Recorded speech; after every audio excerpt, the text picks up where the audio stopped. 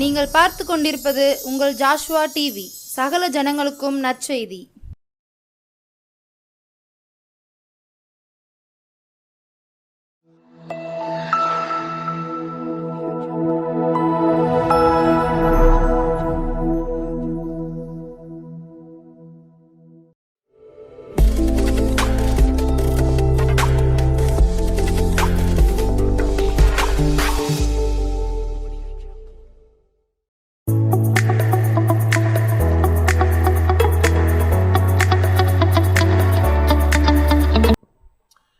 கர்த்தருடைய பரிசுத்த நாமத்திற்கு ஸ்தோத்திரம் உண்டாவதாக. மறுபடியும் உங்களை மனதார வாழ்த்துகிறேன். பிரியமான தேவ ஜனமே, இந்த ஜாசுவா டிவி மூலமாக உங்களை சந்திப்பதிலே மிக்க மகிழ்ச்சி. நமக்கு தேவன் கொடுத்த ஒரு பெரிய ஒரு பாக்கியம் என்ன என்றால், இந்த காணொலி மூலமாக பல கிராமங்களுக்கு காவல், ஒரு அடைக்கப்பட்ட ஒரு பெரிய என்ன சொல்லுதுன்னா, ஒரு பெரிய கோட்டைக்குள்ளே நீங்கள் இருக்கிறீங்க அப்படின்னா, அந்த கோட்டைக்கு உள்ளே எதுவும் செய்யாது, வராது. ஆனால் அந்த கோட்டைக்குள்ளே சில இடங்களில் திறப்புகள் இருக்கும் பொழுது உள்ளே எல்லாம் வந்துவிடும். அதனால் நம்மை கர்த்தர் வேலி அடைத்து பாதுகாத்து வைத்திருக்காரு. யோபு 1:10 சொல்கிறார்ல, கர்த்தர் யோபுவையும் அவன் வீட்டையும் அவனுக்குண்டான எல்லாவற்றையும் வேலி அடைத்திருந்தார். அதனால தான் சத்துரு உள்ள நிச்சயம் உள்ள போக முடியல, சத்துரு நிச்சயம் உள்ள போக முடியல. கர்த்தர்ட்ட கேட்குறான் பிசாசானவன், லூசிபர், விழுந்து போன தூதன் கேட்குறான், நீர் அவனை சுற்றிலும் வேலி அடைக்கவில்லையோ, அந்த வேலி எடும், அப்புறம் தூசிக்கிறானோ இல்லையோ என்று பார்ப்போம் அப்படின்றான். அப்போது நமக்கு ஒரு வேலி இருந்தால் ஒரு பாதுகாப்பு இருக்கும்ல. அந்த பாதுகாப்புக்கு காரணம் என்ன கேட்டால் கர்த்தருடைய மகிமை. கர்த்தருடைய மகிமை உங்கள் மேலே இருந்தால் அந்த பாதுகாப்பு உங்களுக்கு என்ன செய்யும், உண்டாகும். இந்த வருஷத்தினுடைய 12 மாதமும் வேணும், 365 நாட்களும் வேணும், 52 வாரமும் வேணும். ஏன்னா அதாவது உபாகமம் 11:12 சொல்லுகிறது, வருஷத்தின் துவக்கத்திலிருந்து வருஷத்தின் முடிவு மட்டும் எந்நாளும் கர்த்தருடைய கண்கள் நீதிமான்கள் மேல் நோக்கமாயிருக்கும். உங்களை கண்காணிப்பதிலும் நீதிமான்களை கண்காணிப்பதிலும் நீதிமான்களை சரியாக நடத்துவதிலும் பாதுகாப்பதிலும் போஷிப்பதிலும் கர்த்தர் நம்மை அன்பாய் நேசித்து நடத்துகிறார் என்பதை நாம் அறிந்து கொள்ள வேண்டும். ஆண்டவர் இவ்வளவாய் உலகத்தில் அன்பு கூர்ந்தார்னு வேதம் சொல்லுது இல்லையா? நல்ல கவனிங்க. நான் ஒரு வசனத்தை வாசிக்கிறேன். சகரியா தீர்க்கதரிசன புஸ்தகம் 2ஆம் அதிகாரம் 7-8 வசனங்களை வாசிக்கிறேன். பாபிலோன் குமாரத்தினிடத்தில் குடியிருக்கிற சீயோனே, உன்னை விடுவித்துக்கொள், பிற்பாடு மகிமை உண்டாகும் என்று சேனைகளின் கர்த்தர் சொல்லுகிறார். உங்களை கொள்ளையிட்ட ஜாதியினிடத்திற்கு என்னை அனுப்பினார், உங்களை தொடுகிறவன் அவருடைய கண்ணின் மணியை தொடுகிறான் என்று இங்கே வேத வசனம் அழகாக சொல்லுகிறது. நான் இன்னொரு வசனத்தை உங்களுக்கு வாசிக்கிறேன். ஏன்னா பாபிலோன்னா என்னன்னு உங்களுக்கு தெரியணும்ல. பாபிலோன் எல்லாரும் நினைக்கிறாங்க பாபிலோன் ஒரு பெரிய பட்டணம், அது ஒரு வல்லரசு, ஒரு காலத்தில் கர்த்தருடைய ராஜ்யத்துக்கு விரோதமாக செயல்பட்டது, கர்த்தருக்கு விரோதமாக செயல்பட்டதுன்னா நம்ம வாசிக்கிறோம் இல்லையா? அதை நம்ம கொஞ்சம் அறிஞ்சு கொள்ளணும். பாபிலோன்னா என்னன்னு கொஞ்சம் அறிஞ்சுக்கிட்டா தானே நமக்கு அது நலமாக இருக்கும். சரி, நான் வாசிக்கிறேன். இப்போ பாபிலோன் குமாரத்தினிடத்திலே குடியிருக்கிற சீயோன், இவ குடியிருப்பு எங்கே இருக்குன்னா பாபிலோனில் இருக்குது. எங்கே இருக்குது குடியிருப்பு? எங்கே இருக்குது? பாபிலோனில் இருக்குது. பாபிலோனுடைய குடியிருப்பு எப்படிப்பட்ட குடியிருப்புன்னு நீங்கள் தெரியணும்ல. கொஞ்சம் நீங்கள் கவனித்து பாருங்களேன். நான் வெளிப்படுத்தல் விசேஷம் 18ஆம் அதிகாரம் 2ஆம் வசனத்தை வாசிக்கிறேன். அவன் பலத்த சத்தம் இட்டு மகா பாபிலோன் விழுந்தது, அது பேய்களுடைய குடியிருப்பு. ஏங்க, எருசலேம் சமாதானத்தின் குடியிருப்பு. சியோன், எருசலேமில் வாசம் பண்ண வேண்டிய சியோன் குமாரத்தி பாபிலோன் குமாரத்தி இடத்துக்கு போயிருக்கிறார். எதுக்கு? குடியிருக்க போயிருக்கிறார். அங்கே எதுக்கு போனாங்க? பாபிலோன் என்றால் என்ன என்பதை நீங்கள் தெரிந்து கொள்ள வேண்டும் அல்லவா?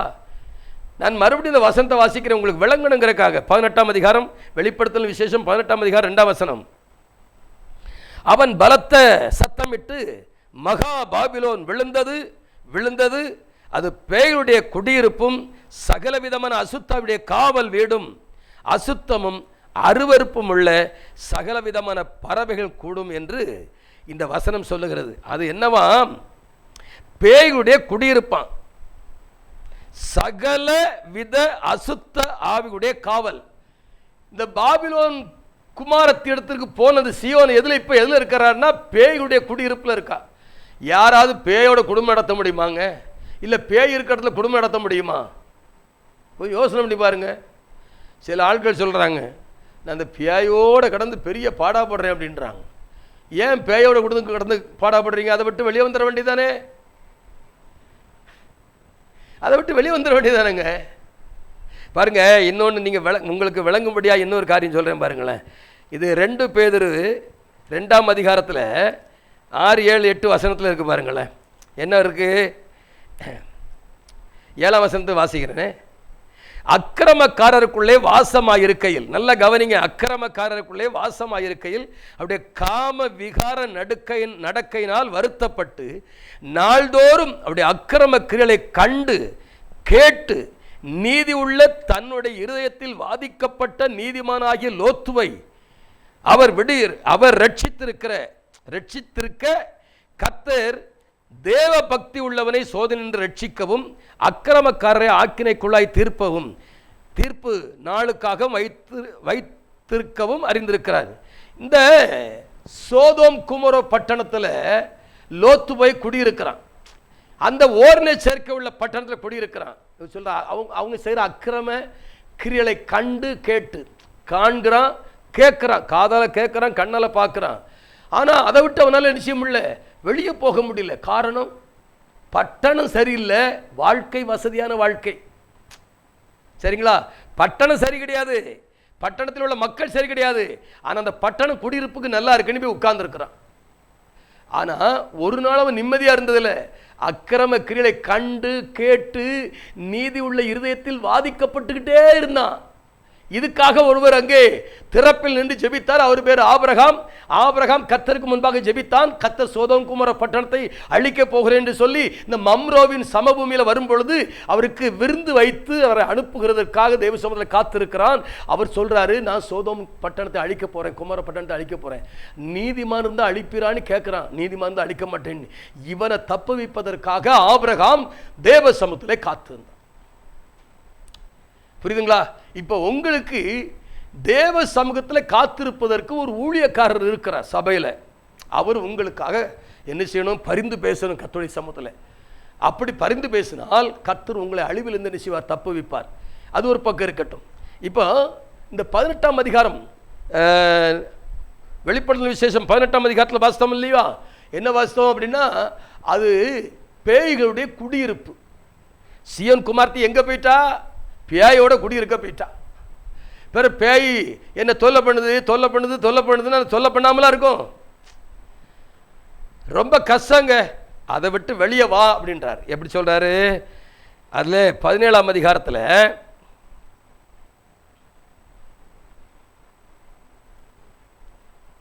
சோத்திரம் 18ஆம் அதிகாரத்தில் 5ஆம் வசனமா?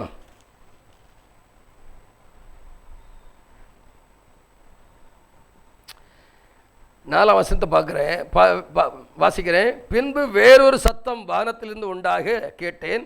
அது, என் ஜனங்களே, நீங்கள் அவளுடைய பாவங்களுக்கு உடன்படாமலும் அவளுக்கு நேரிடும் வாதையில் அகப்படாமலும் இருக்கும்படி அவளை விட்டு வெளியே வாருங்கள்.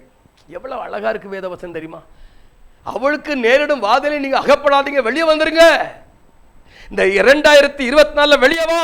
பாவத்தை விட்டு, சாபத்தை விட்டு, மீறுதலை விட்டு, அக்கிரமத்தை விட்டு, அடிமைத்தனத்தை விட்டு, அசுத்த வாழ்க்கையை விட்டு, தேவனுக்கு பிரியமில்லாத காரியத்தை விட்டு விட்டு விட்டு விட்டு வெளியே வா. வெளியே வந்தால் சோத்திரம், இஸ்ரவேல் ஜனங்கள் 430 வருஷத்துல அடிமைத்தனத்தை விட்டு வெளியே வரும்பொழுது மேக சம்பவம் அப்படியே வந்ததுங்க. மகிமை அப்படியே வந்து மூடுது. மகிமை மூடுது, மகிமை மூடுதுங்க. அந்த மகிமை அப்படியே அவள் நடத்திட்டு வருது. வெயில் தெரியாது. சோத்ரம், பகலிலே மேக ஸ்தம்பமும் இரவில் அக்னி ஸ்தம்பமும். இந்த ரெண்டும் மகிமை தான். இந்த ரெண்டுமே மகிமை தான். இந்த ரெண்டு மகிமைக்குள்ளே அப்படி இரவு பகலாக, இரவில் வெளிச்சம் காட்டுவதற்கு அக்னி சம்பவம், பகலிலே மேக சம்பவம், வெயிலுக்கு மறைவிடம். ஒரு மீட்கப்பட்ட ஒரு ஜனம் வெளியே வரும்பொழுது கர்த்தர் இவ்வளவு பாதுகாப்பு வைத்திருப்பாரானால், நல்லா கவனிக்கணுங்க. நீங்கள் வேதத்தை எப்படி வாசிக்கிறீங்களோ எனக்கு தெரியாது. ஆனால் வேத வசனத்தில் ஆண்டவர் சொல்லார் சகரியா 2:7 பாபிலோன் குமாரத்தின் குடியிருக்கிற சீயோனை உன்னை விடுவித்துக் கொள்றாய், நீ தான் உன்னை விடுவித்துக் கொள்ளணும். அதே மாதிரி அப்போஸ்தலர் நடபடிகள் 2:40 மாறுபாடு உள்ள சந்ததியை விட்டு விலகி உங்களை ரட்சித்துக் கொள்ளுங்கன்றார். ரட்சிப்பு கர்த்தருடையது. ரட்சிப்புக்குள்ள வந்த பிறகு நாம தான் சில விஷயங்களை விட்டு வெளியே வரணுங்க. அதே வாழ்க்கையில் இருக்காதீங்க.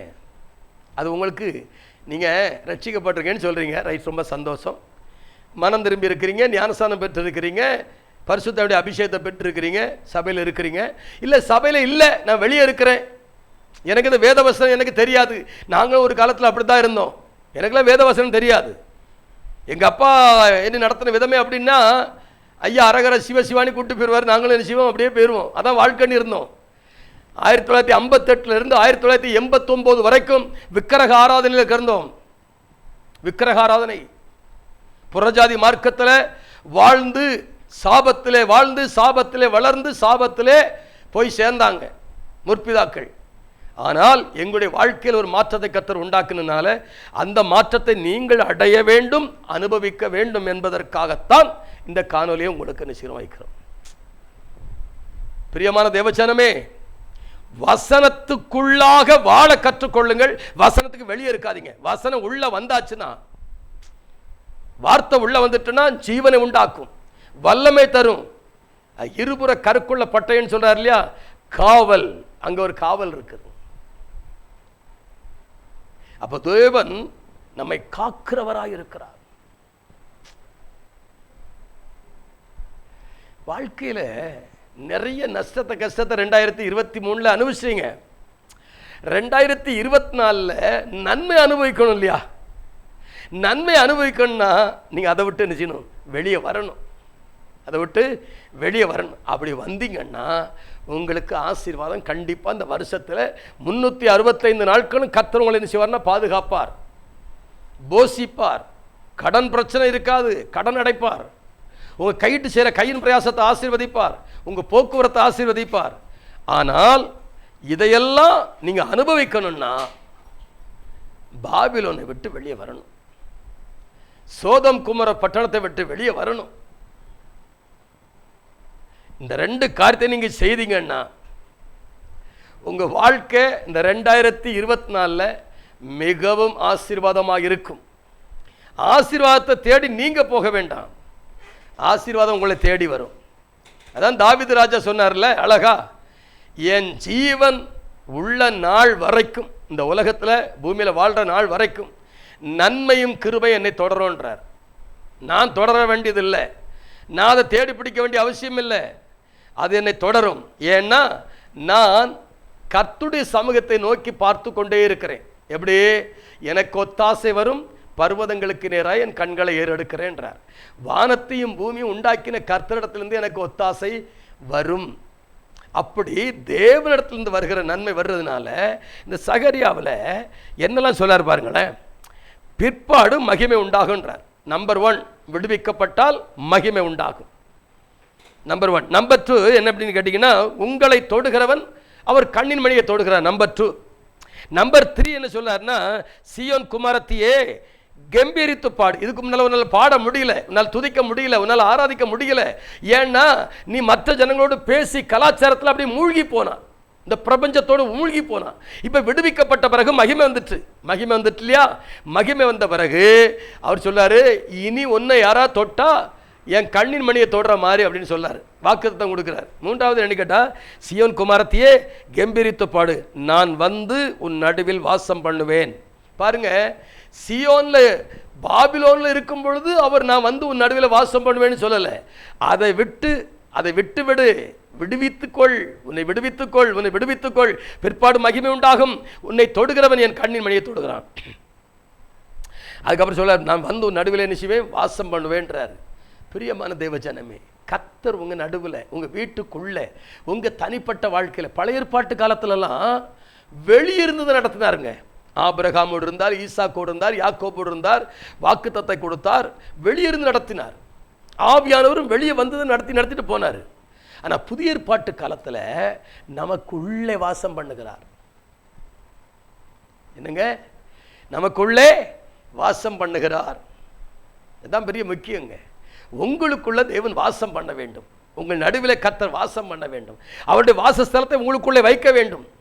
ஒரு காலத்தில் ஆசரிப்பு கூடாரத்தில் வெளிப்பட்ட தேவன், ஜெப ஆலயங்களில் தேவாலயங்களிலே வெளிப்பட்ட தேவன், இப்போ சொல்ல நீங்களே தேவனுடைய ஆலயம். நீங்களே தேவனுடைய ஆலயம். ஒருவன் தேவனுடைய ஆலயத்தை கெடுத்தால் தேவன் அவனை கெடுப்பார். தேவனுடைய ஆலயம் பரிசுத்தமாக இருக்கிறது, நீங்களே அந்த ஆலயம். உங்களை தேவன் தன்னுடைய ஆலயமாய், தன்னுடைய வாசஸ்தலமாய் அவர் என்ன செய்கிறார்? மாற்றுகிறார். இன்னும் நீங்கள் நல்லா விளங்க வேண்டுமையானால் வெளிப்படுத்தல் விசேஷம் 21ஆம் அதிகாரம், 21ஆம் அதிகாரம், நான் அந்த 2ஆம் வசனத்தை கொஞ்சம் வாசிக்கிறேன், நல்லா கவனிங்க. யோவானாகிய நான் புதிய எருசலேமாகிய பரிசுத்த நகரத்தை தேவனிடத்திலிருந்து பரலோகத்தை விட்டு இறங்கி வர கண்டேன். அது தன் புருஷனுக்காய் அலங்கரிக்கப்பட்ட மணவாட்டியைப் போல ஆயத்தமாக்கப்பட்டிருந்தது. மேலும் பரலோகத்திலிருந்து உண்டான ஒரு பெரும் சத்தத்தை கேட்டேன். அது, இதோ மனுஷனிடத்திலே தேவனுடைய வாசஸ்தலம் இருக்கிறது, அவரிடத்தில் அவர் வாசமாயிருப்பார், அவர்கள் அவருடைய ஜனங்களாயிருப்பார்கள், தேவன்தாமே அவர்களோடு கூட இருந்து அவருடைய தேவனாக இருப்பார். நமக்குள்ளே வாசம் பண்ணி நமக்குள்ளே உலாவி நம்மை நடத்துவதற்கு தேவனாய் கர்த்தர் நமக்கு அவ்வளவு ஒரு காரியத்தை வைத்திருக்கிறார். இயேசு கிறிஸ்து என்று ஒருவர் இங்கு வராவிட்டால், அவர் பாடு மரணங்களை அனுபவிக்காவிட்டால், மரிக்காவிட்டால், உயிர்த்தளாவிட்டால், அடக்கம் பண்ணாவிட்டால், உயிர்த்தளாவிட்டால் இந்த ரட்சிப்பு இல்லையே, இந்த மீட்பு இல்லையே, நித்திய ஜீவன் இல்லையே, பாவ மன்னிப்பு இல்லையே. அப்ப இயேசு என்று ஒருவர் வந்ததுனால நம்ம இன்னைக்கு என்னவா மாற்றம் தெரியுமா? அதான் ரோமர் 8:29 சொன்னது போல, தேவன் எவர்களை முன்னறிந்தாரோ அவர்களை தம்முடைய குமாரனுடைய சாயலுக்கு ஒப்பாவதற்கு முன் குறித்தார் இருக்கு.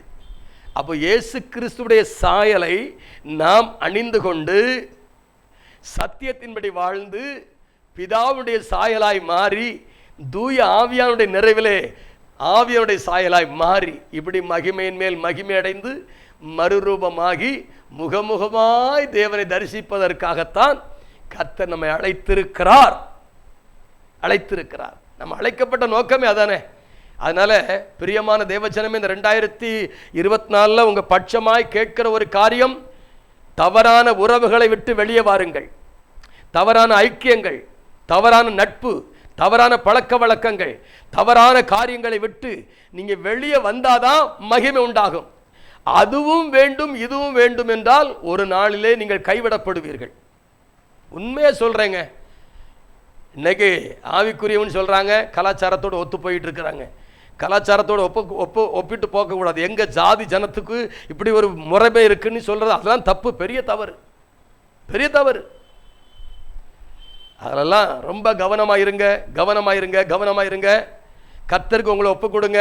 இந்த 2024ஆம் ஆண்டு உங்களை கர்த்தர் பாதுகாப்பார். மகிமை உங்க மேல வந்து அமரும். கர்த்தருடைய ஆசீர்வாதத்தால் நீங்க என்ன செய்வீங்க? ஆசீர்வதிக்கப்படுவீங்க. கர்த்தர் மகிமையினால் உங்களை அலங்கரிப்பார். சரிங்களா? நாம் ஜெபிப்போமா? மகா பரிசுத்தமும் கிருபையும் இரக்கமும் நிறைந்த அன்பு பிதாவே, மன மகிழ்ச்சியான ஆசீர்வதிக்கப்பட்ட நல்ல பகற்காலத்திற்காய் நன்றி. இந்த காணொலியை கேட்கிற ஒவ்வொருடைய வாழ்க்கையிலையும் பாபிலோனை விட்டு வெளியேற வேண்டும், விடுவிக்கப்பட்டு வாழ வேண்டும் என்கிற எண்ணங்களை, சிந்தைகளை கொடுத்து அதிலிருந்து வெளிவந்தால் பிற்பாடு மகிமை உண்டாகும். மகிமை வந்துட்டுன்னா காவல் வந்துடும். மகிமை வந்துட்டுன்னா தேவனுடைய நேரடி தொடர்பு உண்டாயிரும். தேவனோடு கூட சஞ்சரிக்கிற அனுபவம் வந்துடும் என்பதை ஆண்டவரே உம்முடைய வார்த்தையை கொண்டு ஜனங்களை ஆண்டவரே நாங்கள் இன்றைக்கு தட்டி திடப்படுத்துகிறோம். பாபிலோன் பேய்களுடைய குடியிருப்பு, பேயுடைய குடியிருப்பில் போய் மனுஷன் குடியிருப்பானா என்று அதை விட்டு வெளியே வந்து ஆண்டவரே சமாதானத்தோடு வாழ கர்த்தர் அனுக்கிரகம் பண்ணுவீராக. இதை காணொலியை கேட்கிற ஒவ்வொருடைய வாழ்க்கையில் மாற்றம் உண்டாவதாக. ஆசீர்வதிங்க. இயேசுவின் நாமத்தில் ஜெபிக்கிறேன். ஆமேன், ஆமேன். God bless you.